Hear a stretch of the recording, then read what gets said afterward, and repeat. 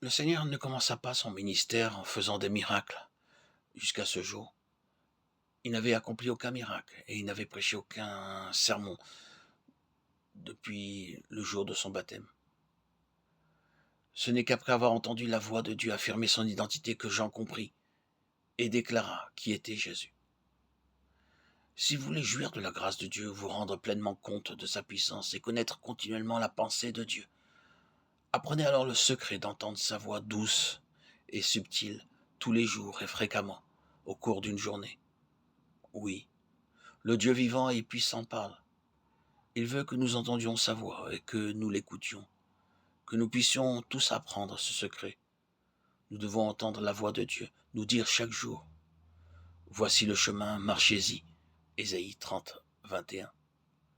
Comme ces paroles sont simples, lorsque vous êtes sur le point de prendre une mauvaise direction, soit à droite, soit à gauche, cette voix douce et subtile vient vous avertir.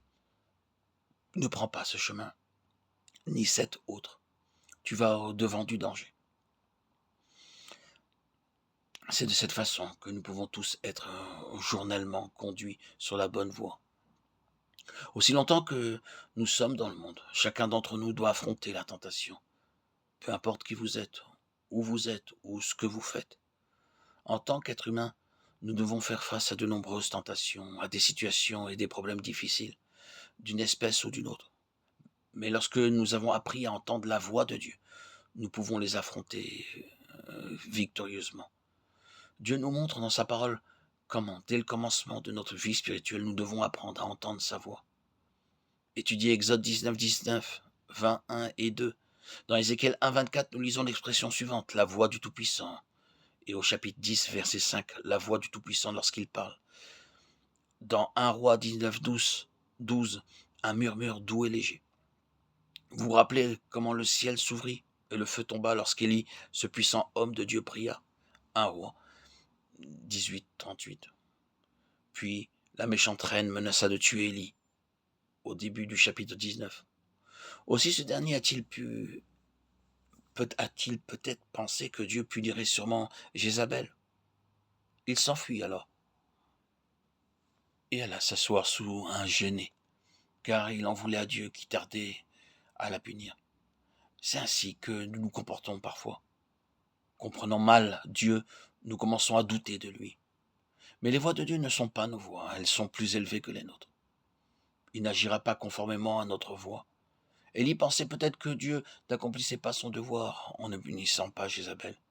C'est pourquoi il dit au Seigneur, « Seigneur, désormais, je ne serai plus ton prophète. » Or, si vous êtes fonctionnaire du gouvernement, vous devez adresser toute demande de démission 3 mois à l'avance.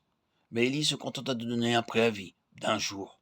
Il dit en fait, décharge-moi maintenant de mon ministère de prophète. Dorénavant, je ne parlerai plus en ton nom. Tu es allé te coucher et tu ne fais pas ton travail.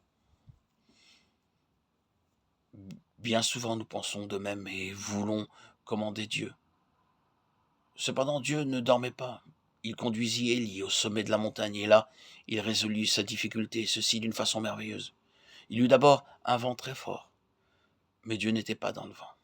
Il se produisit ensuite un tremblement de terre qui ébranla la montagne, mais l'Écriture dit que Dieu n'était pas dans le tremblement de terre.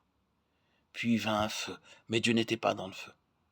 Après cela, un murmure doux et léger se fit entendre et Dieu parla à Élie et lui dit clairement où, quand et comment il jugerait Jézabel.